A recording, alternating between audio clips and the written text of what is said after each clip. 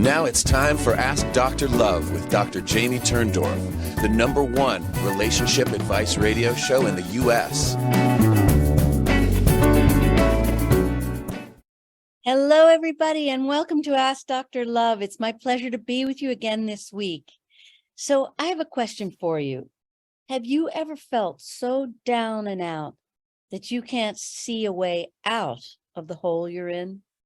Well, my guest today, the lovely Brianna Ladapo, knows firsthand about the divine personal journey from darkness into light and the collective journey that we have all undertaken as human beings incarnated on earth at this spectacular moment of transformation to move out of separation consciousness that keeps us locked into patterns of conflict, suffering, and destructive behavior.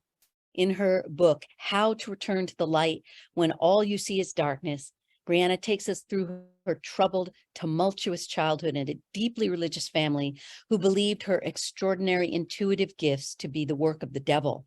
As she struggled to adapt to a world in which she felt completely alien, her desire for self-preservation and acceptance led her to actively suppress these gifts. And the result was a great deal of suffering, including chronic migraines that regularly put her in the hospital, severe physical illness that nearly killed her, persistent dark visions of tragedies she couldn't prevent, and countless sexual traumas and abuses that seemed to define every relationship in her formative years. And this led to a deep distrust and fear of others, incredible self-doubt and loathing, and ultimately a very dark depression.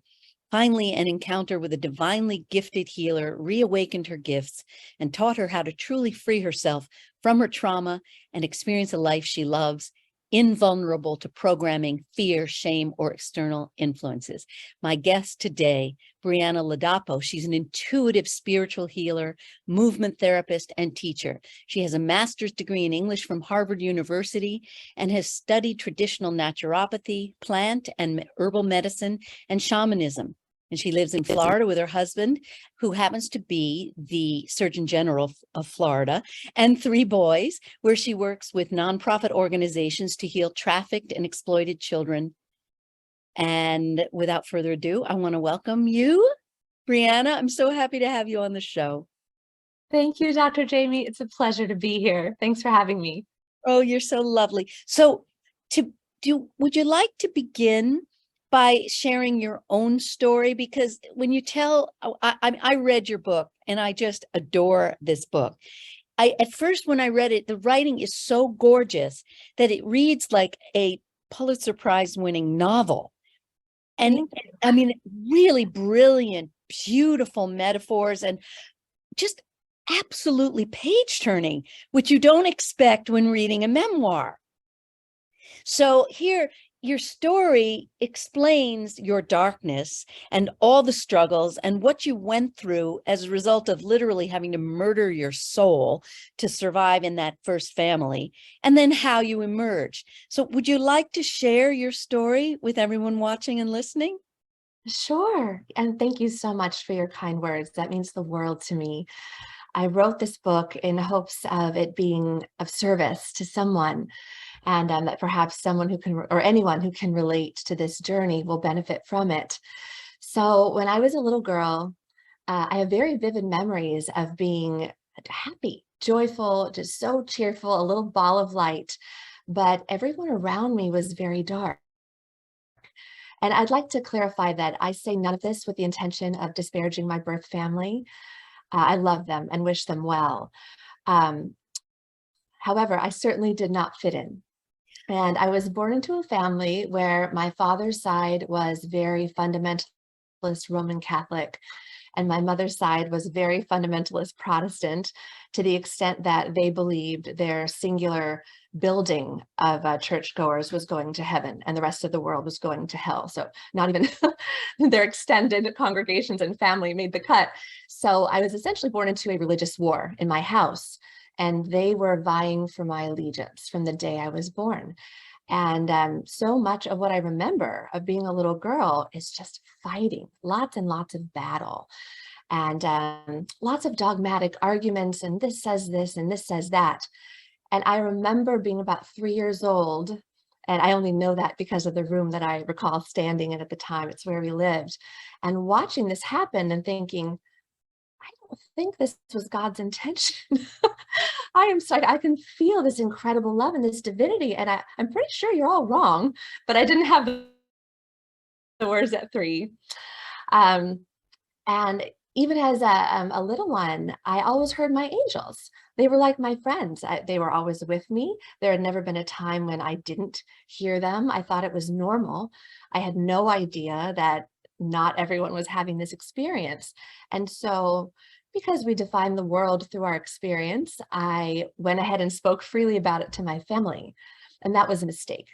They started telling me that was the work of the devil. That was Satan talking through me, that there was something wrong with me, that I needed to repent.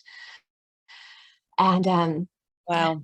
It's and so fundamentalist. It's unbelievable. It's medieval. it is.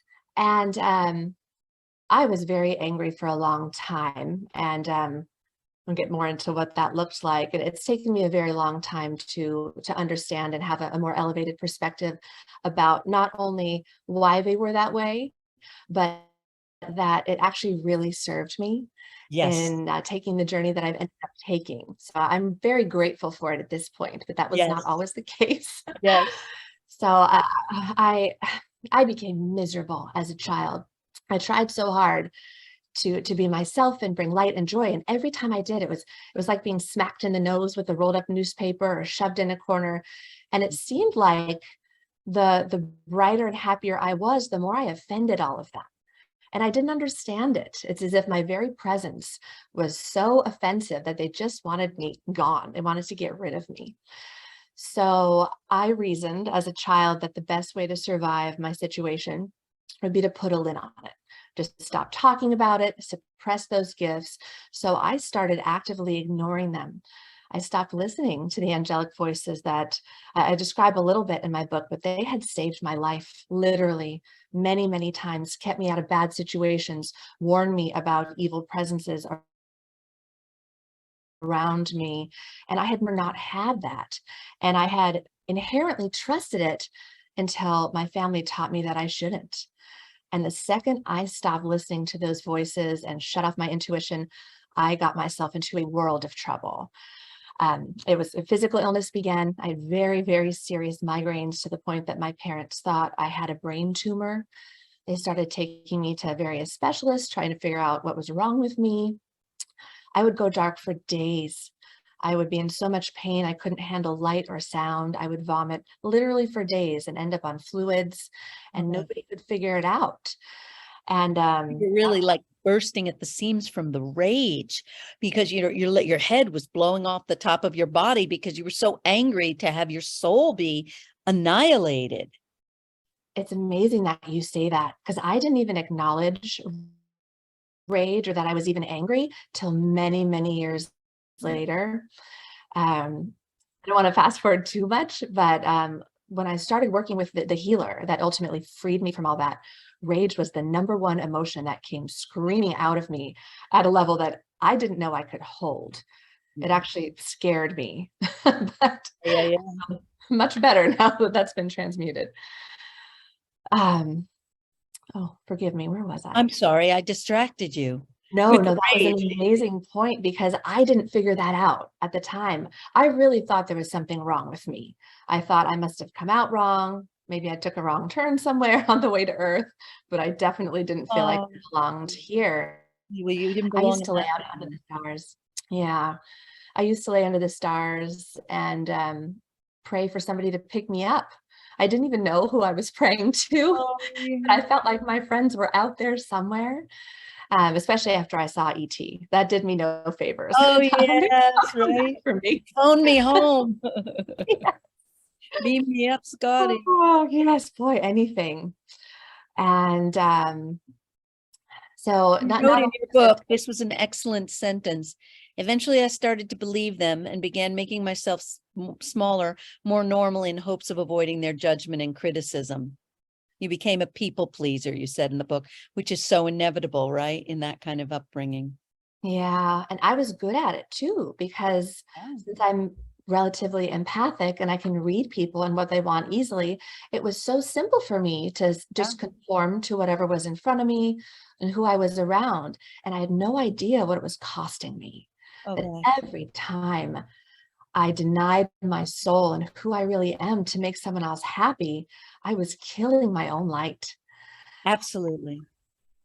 This went on for many years and it took many forms. And a lot of it, unfortunately, was sexual abuse, sexual assault in nearly every relationship I had. And that was especially difficult for me because having grown up in this ultra religious household, I was saving myself for marriage. So Oh, I yes, of thought, course. like intellectually, I wasn't putting any of that out there. So it was very confusing for me when everything I got in return was some form of assault or abuse. You know, if I can jump in, this is something a lot of people don't get. And what happens, I call it a heat-seeking missile function. So brain, when you have buried anger, murderous rage is buried, your unconscious says, you're a killer in your heart. You're a bad person. You deserve to be hurt and punished and raped and injured. And that's why when the buried rage is there, people become magnets for abuse and sexual abuse. And it is such an amazing thing. The minute that rage is brought to the light of day and not buried, all that heat-seeking missile stuff goes away. But so I'm not surprised you became a target of the violation because the unconscious was finding a way to punish you for all that rage that was buried. Absolutely. I was emitting a frequency that I didn't even know. And I love that you said heat-seeking missile. I Yeah. have 3 little boys who love to play Mario Kart. I don't know if you've ever played, but there is a weapon, a little red shell that is essentially that. And so my husband and I joke, it's like the red shell. In Mario Kart, it finds its intended target. Whatever frequency you're putting out there, you're emitting, that's exactly what you draw back to you. And it's a form of weird, creepy punishment, self-punishment, because the unconscious is very primitive.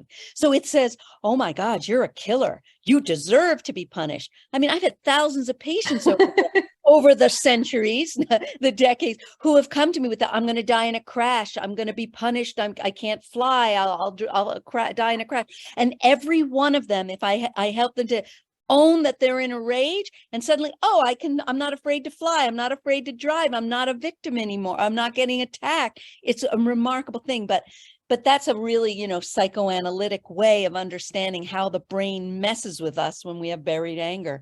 And boy, were you being messed with by your buried anger. Oh my God. Yes. I read what you went through. It's amazing you lived from the pain and the sickness and the migraines. I mean, it was terrifying. It's so funny is for so many years, I feel like all that emotion, even after I'd left the situation, was still lingering right under the surface. It was Yeah. just low. So no matter how sanguine or happy my exterior, all that rage, and it was fierce, a really ferocious anger, was Yeah. right under the surface.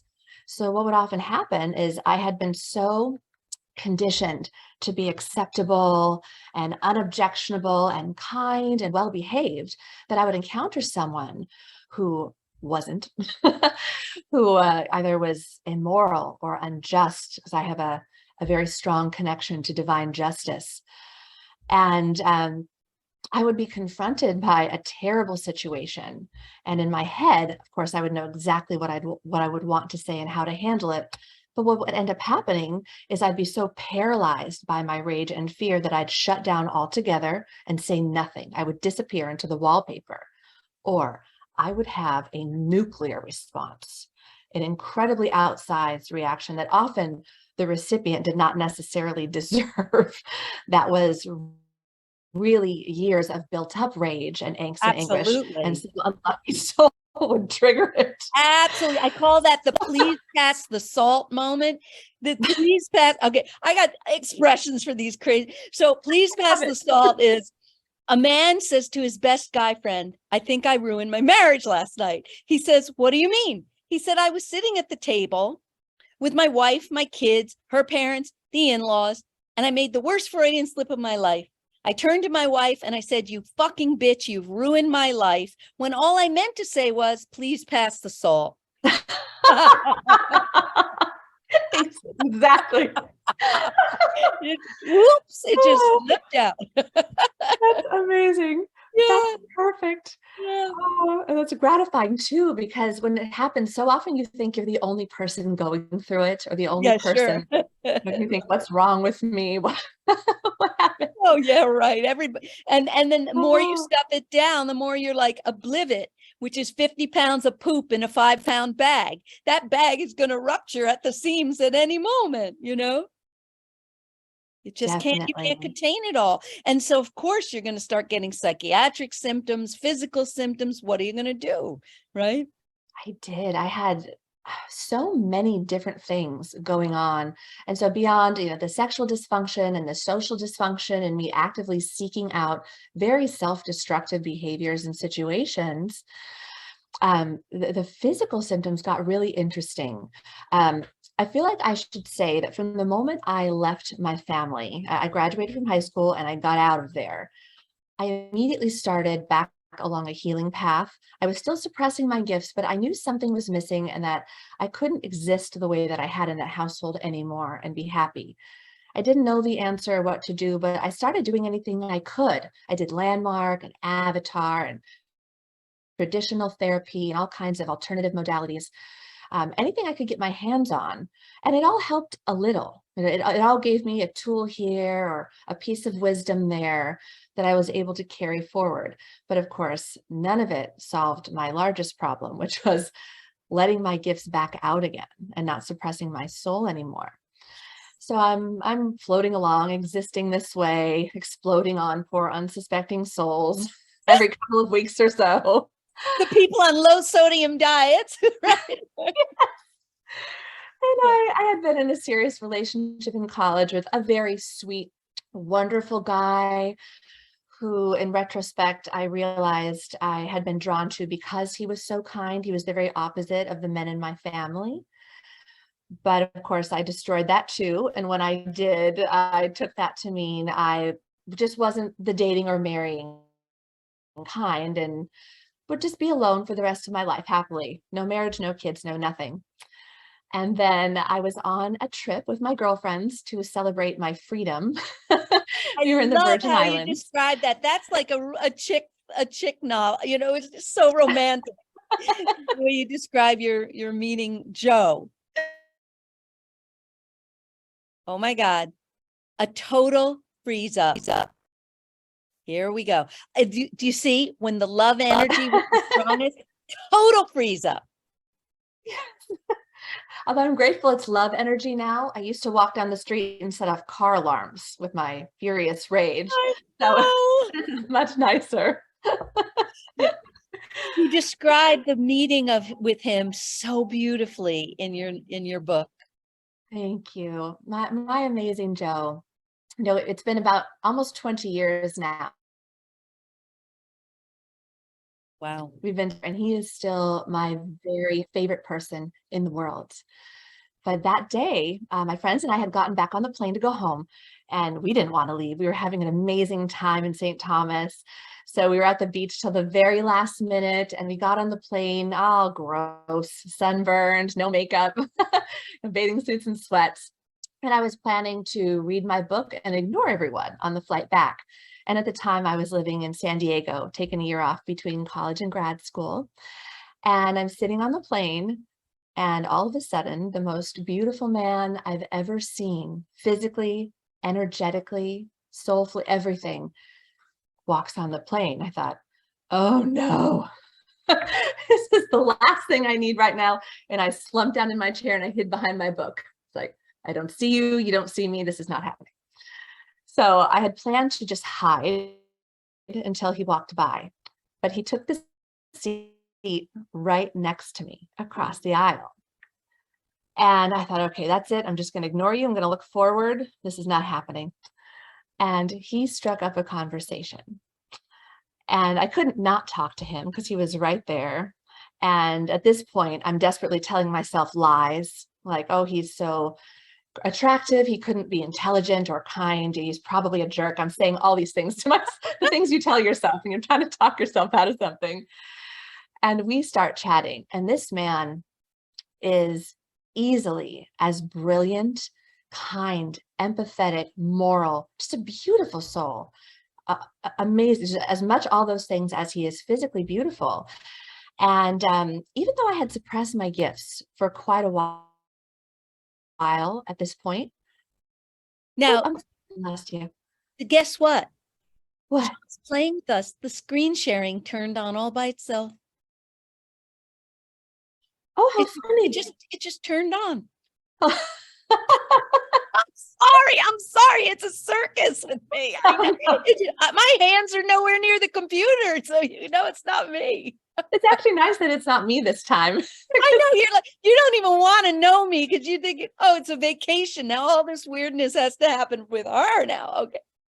Oh, no, my husband makes fun of me when he's working on a paper or something important and I come visit him in his office. He makes me stay by the door. He says, you don't come near my computer. I love you, but toes behind the tape. Exactly. Let's take a break. And when we come back, you'll tell more about the story with your husband. Okay. Perfect. Back in a moment.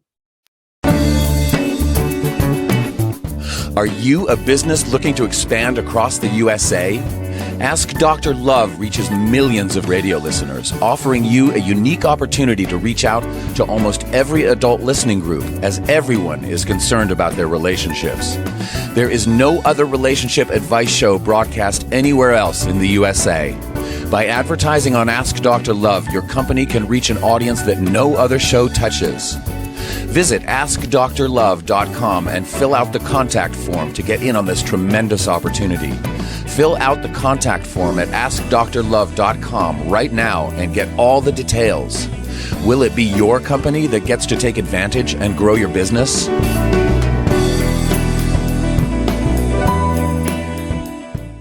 Want to save money on your next flight? Then pick up the phone and call, because the best prices are not online. See, SmartFares has special deals with the airlines. When they have unsold seats, they use SmartFares to fill them. So you get airline tickets at ridiculously low prices. With the extra money you'll save, you can book another trip or treat yourself to dinner. Call today and get the best price on your next flight, guaranteed. Also, save up to 50% off business and first class tickets. You're listening to Ask Dr. Love with Dr. Jamie Turndorf.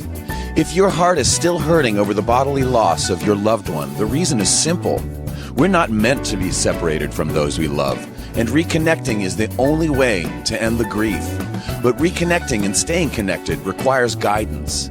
As a gift to her listeners, Dr. Turndorf is offering a limited number of discounted grief relief sessions to help you reestablish a relationship with loved ones in spirit and resolve any unfinished issues.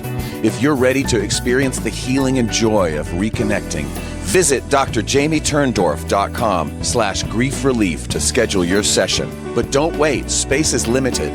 Visit drjamieturndorf.com/grief relief to find out more. And now, back to Dr. Turndorf. Hello again, and welcome back to Ask Dr. Love. I'm talking with Brianna Ladapo. Brianna, did you notice that you started to cough? Yeah. Okay, so you started to cough right when my Love Never Dies book commercial began. And I'm going to tell you why you did. This shows how intuitive you are. My husband left his body from a fatal bee sting, and he suffocated in front of my eyes. After he left his body, I had a massage therapist who was a shaman come to see me. And after I did not know him. And after 6 weeks, he phoned me and he said, I want to tell you, after every time that I see you, I am choking and coughing, and I have to pull over on the side of the road to clear my lungs. And I said, oh my gosh, my husband's spirit is coming through you and in some way inducing in you the physical sensation he had right as he left his body. Oh my goodness. And I saw you, heard you cough as soon as the Love Never Dies commercial began. So you picked up his soul essence and he gave you the sensation to prove he's with us. That's remarkable. And I was wondering what was happening because my throat suddenly felt like it was closing. Closing up. Yes. That, I thought, Brianna, I have chills from head to toe. oh, That is so wow. extraordinary. And of course, you don't know me. I don't know you. We're meeting today for the first, girl, you are one hell of an intuitive. Thank I you. am absolutely blown away. And I had to tell you why that happened to you. Oh, thank you. I'm so glad you did. My goodness. Very often I Because have you thought, what the heck is that? Why is this Yeah. happening to me? But he really, it was his way because he's been playing tricks. He really wants us to know that he's present with us in the show. And this was just a little pièce de résistance to say, hey, the man who as he left his body. Isn't that something? So anyway, let's come back to the story with you and your beautiful Joe. So we ended up on that plane having an incredibly beautiful conversation, and we hadn't been paying attention to much other than each other. And I had forgotten that that morning, Hurricane Charlie had started as a tropical storm in the Virgin Islands. And we didn't realize it was slowly following us up the coast. So it should have been a quick 5-hour trip back up to JFK, where I would have gone back to the West Coast and he would have gone back to Boston, where he was in medical school at the time. And all of a sudden, our plane was rerouted to Jersey. When we got there, there were many other planes rerouted circling the airport. We circled so long, we ran out of gas.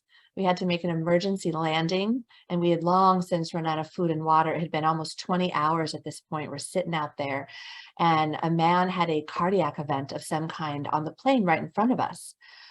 Joe helped save his life right in front of me, and I'm still in denial. I'm still saying, no, he's probably a serial killer. Yeah. No, he likes to kill them and then revive them.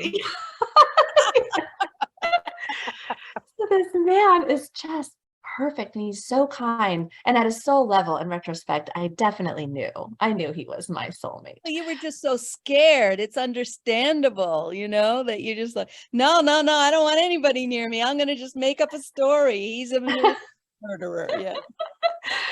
So when we finally got to the airport, which we had to run to across the tarmac because lightning was striking, lightning struck the airport. We lost power and a riot ensued, and we got separated.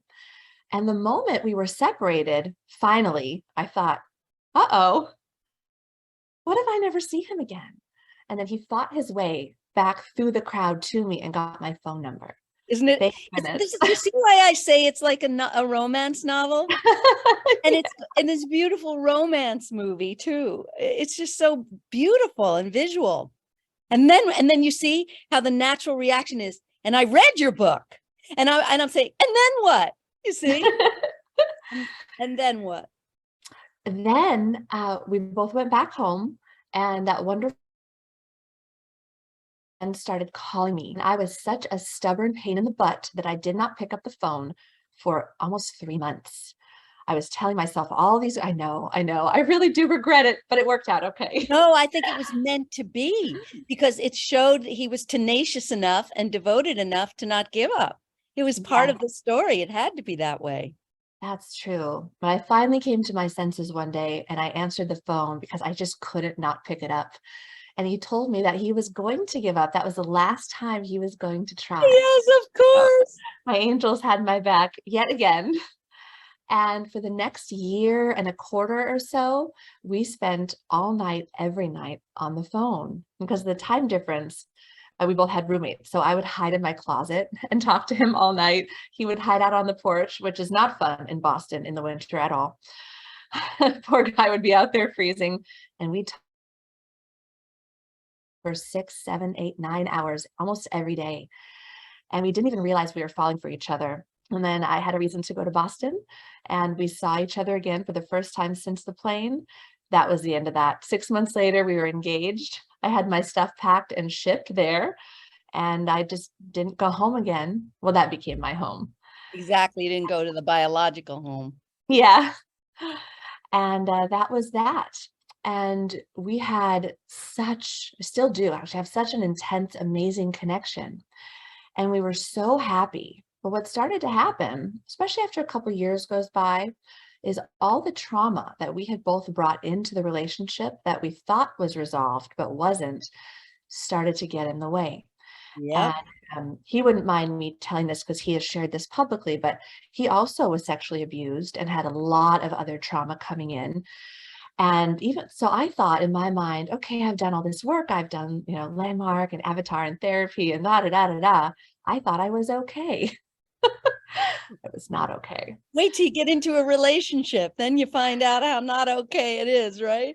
Right. Especially if it's someone you have that intense of a soul connection with. Absolutely right. It's like a mirror, right? They reflect back to you everything that you're experiencing and not expressing. But he was also your soul twin. It's Yeah. not as common to find men who have been sexually molested.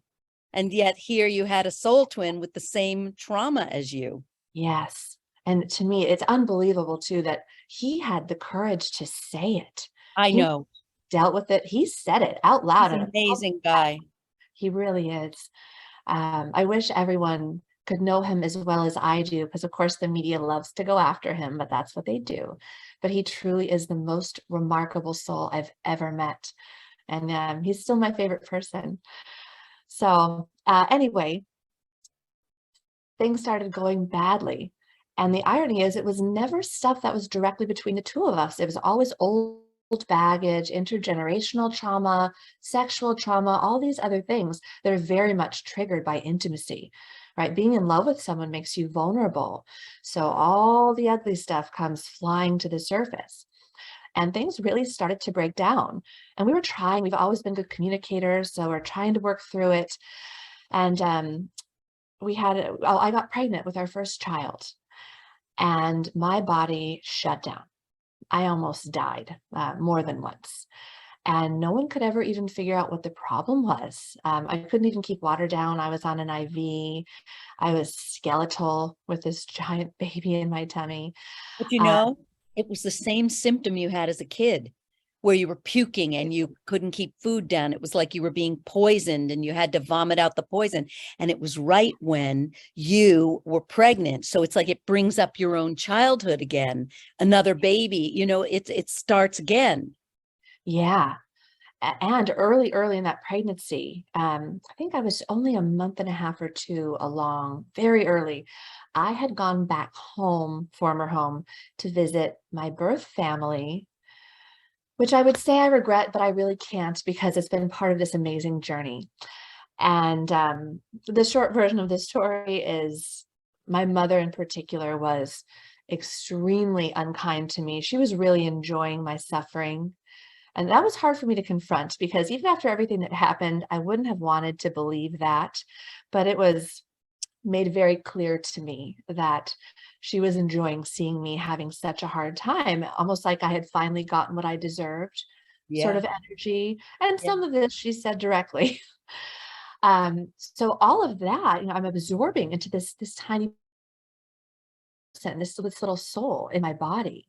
And it really triggered all the trauma all over again. So I ended up violently ill my entire pregnancy. But the miracle was my baby was always perfect. So even as I was literally dying, he was perfect. He was never in any danger. It's Well, like your body was saying, I'm being killed, I'm being murdered. yeah. I'm dying. And it was like symbolic of what was happening to you on an emotional level. You were dying. They did kill you. They killed your soul. They killed yourself. And your body was expressing it. You're like a body poet. Thank you. Yeah. I love that. Yeah. Yeah. So luckily I had a very healthy baby ultimately, but I was incredibly ill for 18 months after, and in and out of the hospital for Oh, weeks at a time. And I couldn't figure it out. I had a big team of doctors, all of whom were baffled. And they told me I'd never have more children, that it would kill me, that I yeah. shouldn't do this. And at the time, so, my Joe is a classically trained Western medical doctor. He went to Harvard. He has an MD and a PhD. He's essentially the pinnacle of academic achievement, but they're trained in a certain way, as you know. And so he very much believed at the time that what the doctors were telling me is what I should do, and I should entrust my fate to the system. But at some point, I realized it was killing me and that I was never going to recover if I That's remained in it. the system. And the drugs were adding to your toxic load, you Yes. know. I'm so sensitive. I can't even take Advil most of the time. I know. I You ended know, up in the hospital when I took Advil. oh, well, it's You nice and to I know. are so alike. It's unbelievable. It's amazing. When you're this sensitive, you cannot process. No, it's like an assault. Yeah. Yeah, and I didn't know. And of course, they're throwing one drug after the next at me, and then I have a side effect, so they give me a new one. Oh God, this is what kills the elderly, Yeah, you and know? I was just medicated out of my mind. I couldn't even feel my soul anymore. I was so numb. Oh my gosh. And then they were giving me painkillers, and that's, you disassociate, especially if you're already in pain. It's almost a welcome feeling on some Yeah. level to not have to deal with it. But thank God my angel started screaming loudly, "You're going to die if you stay on this path." So one day I fired them all and I walked away from Western medicine and I got myself a naturopathic education. I started studying shamanism and energy medicine and nutrition, but holistic nutrition, not classical nutrition. And it took a while, but I finally healed myself. And so my focus this whole time had been still on the physical. So now I've been through this amazing journey. I've healed myself physically, and I just think I'm doing great. Well, not so much. My sweet husband's PTSD was really starting to surface around this time because, of course, he had had to take care of me. So he's going through a medical residency. And then in the beginnings of his career at NYU, I am deathly ill. We have a new baby. I can't work. So he's experiencing probably a bigger stress load than he has since the time of the abuse in his childhood. And of course, it triggers him. And then his triggers trigger me. And our marriage Absolutely. started to fall apart. Yeah. And we realized that we needed to do something radical. And some time went by, and here as we were trying different things, and we did end up having two more beautiful, healthy boys. And my pregnancies were still difficult, but not like that first one, because I did not resort to medication and all of that. But after we finally had our third, the stress for both of us just reached an absolutely critical point where we were about to implode. And I really didn't know what to do. I had tried everything I could. I had called on my guides, my angels. Now, unbeknownst to me, they were, of course, answering my prayers. I just hadn't seen it yet.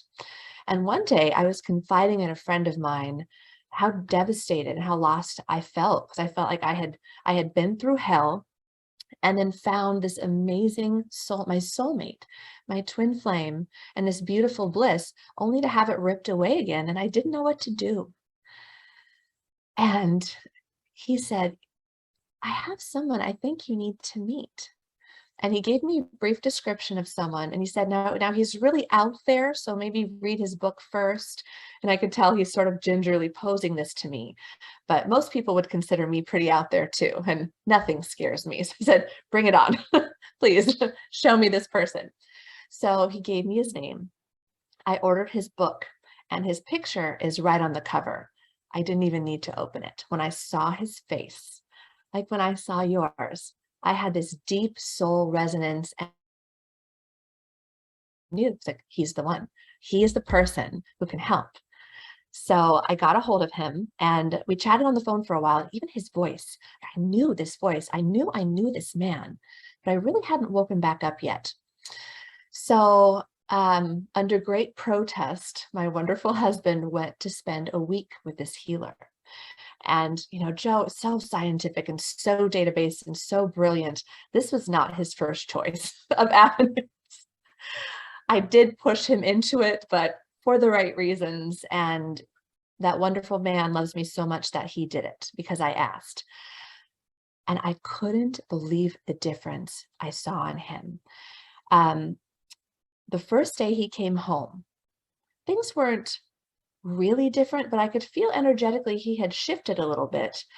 And the thing that surprised me the most, he had always had an entity, a dark entity hanging off of him since the day I met him. I could always see it. I knew it wasn't him. I felt like it was from his maternal ancestral line, but it had always been glued to him. And this first day he came home and it had moved a little farther away, almost like it was like a shadow, like Peter Pan's shadow, instead of being just part of his being. And then by Wednesday, he came home and the whites of his eyes were so bright, I couldn't believe it. And this entity was a couple feet away. And I noticed with our boys, he was present, he was happy, and he was actually having fun. And he was always a wonderful being. That was never the question, but stress would trigger his disappearance. So any little stressor, and he would just leave his body. Well, it's like that stress. The leave his body is quite an amazing expression, because I use that expression. I coined that expression to describe when a person, quote unquote, dies, we leave our body. So you said he leaves his body. Every time he was traumatized in the present, it would reactivate the earlier trauma and, like tweak the PTSD. Yeah. You don't know this, that last year I published a book on PTSD. Oh, you're kidding. No, we were meant to meet. It's like, I'll send it to you. So it's a new method that I've developed for reversing PTSD, and it's my energetic system upgrade. It is so crazy how we were, how we were introduced was through Sherry Tenpenny. Oh, and yes. Dr. Tenpenny had an energetic system upgrade with me. And in one upgrade, she said something that plagued her entire life was 90% gone. So, and I didn't know about the PTSD piece in your story till I read your book. So we were meant to meet for sure. So let's take a quick break. Excuse me. Here we go again. You're There he is anticipating again. the commercial. Here it comes. Oh my God. Amazing. We'll be back in a moment. Dr. Love. Are you a business looking to expand across the USA? Ask Dr. Love reaches millions of radio listeners, offering you a unique opportunity to reach out to almost every adult listening group, as everyone is concerned about their relationships. There is no other relationship advice show broadcast anywhere else in the USA. By advertising on Ask Dr. Love, your company can reach an audience that no other show touches. Visit AskDrLove.com and fill out the contact form to get in on this tremendous opportunity. Fill out the contact form at AskDrLove.com right now and get all the details. Will it be your company that gets to take advantage and grow your business?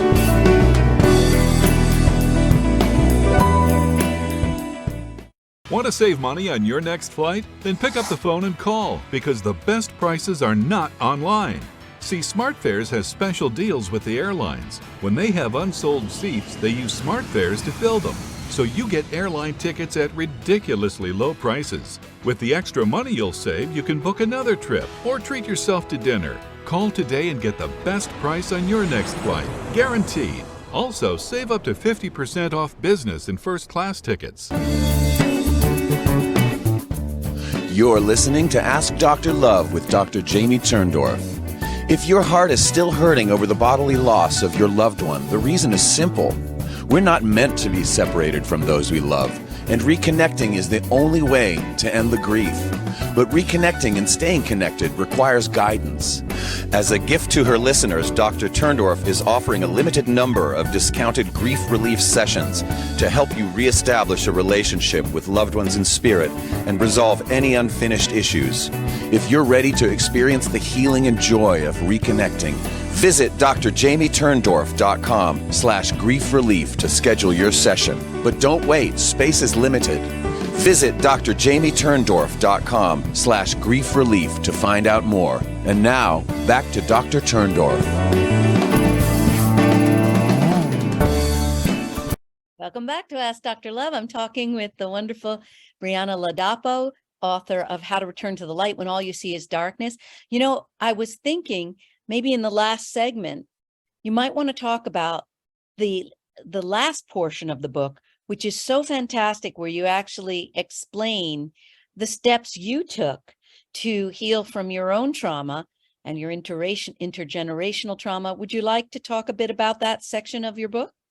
Yes, absolutely. So after Joe worked with this man whose name is Christopher Maher, and the results were so extraordinary, I decided to do the same. And the work we did that week would really take hours to describe, but it really was transformational. And if I could narrow it down to one major point or healing modality, it would be learning how to transmute my trauma. So we did a lot of transmuting the traumatic energy that was locked into my body. And I very quickly learned that if you do not feel it leave, it's not leaving. So it was not an easy experience. It was very intense, but it was remarkable. The things that came out of me, physically, vocally, spiritually, just in every way, were absolutely incredible. And he uses a combination of ancient disciplines like Majing and meridian theory in combination with some more modern techniques to really take your trauma out of you. And the experience is different for every person. It depends on what you're holding. But for me, a lot of the focus was on sexual trauma. And I learned in that process through the visions that I had come up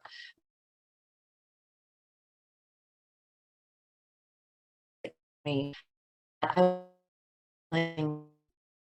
I had actually come from generations of sexually traumatized women. And the reason I chose to go through that was to be the person who broke the cycle. And that was a very powerful moment for me, because up until that point, I didn't think I had anything to do with this. I thought of the trauma as something that happened to me rather than something I had co-created myself for the purpose of having a particular experience and having my soul grow in a particular way to lead me to remember who I really am at a soul level, and then to be able to share that experience. Because right now, where we are in our human experience as a collective consciousness is walking wounded. There's so much trauma on the planet right now. Generations after generations of deeply unhealed wounds. And unfortunately, those things carry forward indefinitely until someone breaks the cycle. So the biggest thing I got out of that week and my subsequent work was really taking responsibility for the fact that I created my story. Every experience I've ever had, the wonderful and the terrible, were my own co-creation. And I had a very good reason for doing that. And that managed to deflate all the rage that I had been carrying around for, truthfully, I don't know how long. I do believe in multiple lifetimes, and I had many memories of several of those, most of them very violent, very ugly, lots of death, lots of murder, lots of destruction at the hands of religious organizations in particular. I had a lot of that come up and out of me through this work. And it really led me to realize that, in my opinion, the greatest gift we can give each other is our sovereignty back. We need to learn how to reclaim ourselves as magnificent creator beings. We are powerful. We're stuck in a paradigm and have been programmed to think that we are and should be small, powerless, compliant. But that's been done to us because the opposite is the truth. We're incredibly powerful. We are magnificent creator beings. And so my last chapter is a breakdown of things that you can do right now, with or without additional healing or training or anything at all, to raise your vibration. And I know a lot of people out there throw around the word vibration in a casual way, but the truth is, your vibration determines your experience in every way. It's like what we were talking about earlier with the heat-seeking missile or the Mario Kart shell. What you're emitting at even an unconscious level is what you're going to receive. So practical steps you could take to raise your vibration. One of them is do things that bring you joy. It sounds so simple, but I think a lot of us have this idea that unless we're suffering, we're not doing it right, we're not working hard enough, we're not earning it. But the truth is, this was not meant to be a plane of suffering. This is meant to be a plane of joy and experimentation and creation and fun.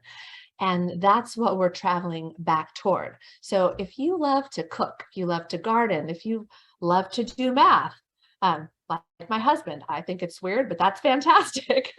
What brings me joy is, running around with my kids or swimming in the ocean. Whatever it is, do it. Make time to do it. Because when you are in the beingness of who you really are at a soul level, you raise your vibration, and that affects everyone and everything around you. Another really important thing to remember is just focus. So in every interaction or situation, you choose where to put your attention. So there's an example I use in the book that's actually, I use that example because it's something I saw once.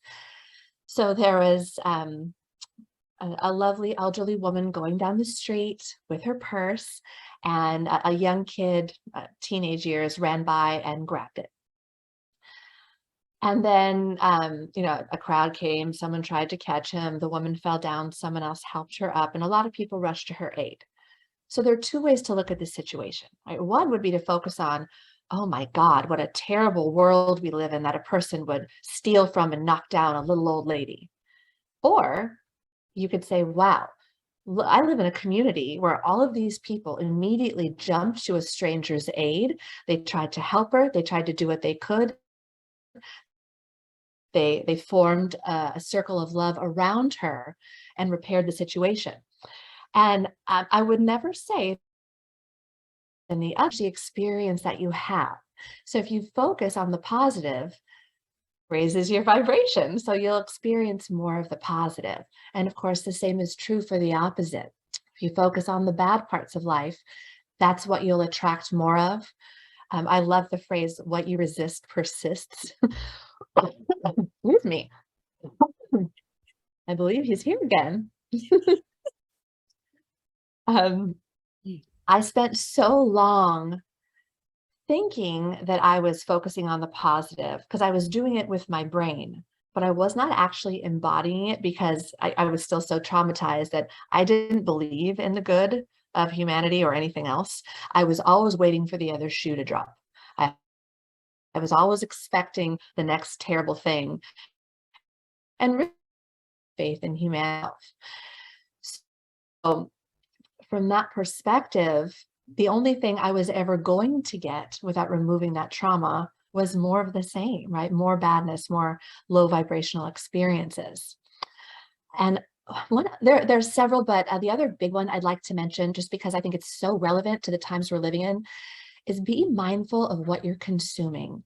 And I don't just mean food. Of course, it's very important to treat your body with love. We live in a world full of toxins and chemicals, so do what you can to minimize your exposure, drink clean water, eat fresh local food when you can. But beyond that, we live in a culture where news and other media is available 24 hours a day at the drop of a hat. The cycle is so fast. Right. Negativity that sells. So that is perpetually what we're confronted with. And it's very easy to get drawn into that and end up with a view of the world that is very depressing. We think, oh my God, humanity is terrible. It's negative out there.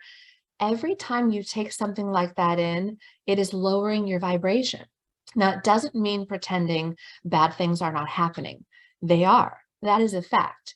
But the more productive thing to do, not just for yourself, but for everyone that you are touching with your energy, is to focus on how you can change that. Even if it's as simple as sending love, doing a meditation to take yourself out of that negative vibration and just ground yourself so that you can do better for the people in your life.